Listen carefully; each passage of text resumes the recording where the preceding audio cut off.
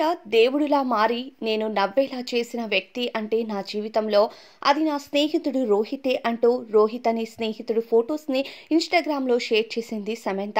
విడాకుల తర్వాత సమంత పూర్తిగా డిప్రెషన్కు వెళ్ళినట్టు, చాలా సన్నగా మారిపోయి కొన్ని అనారోగ్య సమస్యలతో బాధపడుతున్న సంగతి అందరికీ తెలిసిందే.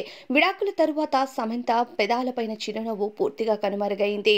ఎప్పటికప్పుడు సమంత సోషల్ మీడియాలో యాక్టివ్గా ఉంటూ ఆమె చేస్తున్న చారిటీ వర్క్స్ కోసం తెలియజేస్తూనే ఉంది. అయినా సరే సమంత ముఖం పైన ఇదివరకు నవ్వు కావాలి, నీ జీవితంకి ఒక తోడు కావాలి అంటూ ఎంతో మంది అభిమానులు కోరుకుంటున్నారు.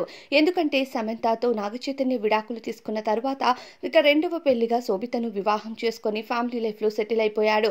కానీ సమంత మాత్రం ఇప్పటికీ ఒంటరిగా ఉంది. ఫ్యాన్స్ అంతా నవ్వమని కోరుకోవడంతో నేను మళ్ళీ నవ్వుతున్నాను అంటే అది నా స్నేహితుడి కారణంగానే.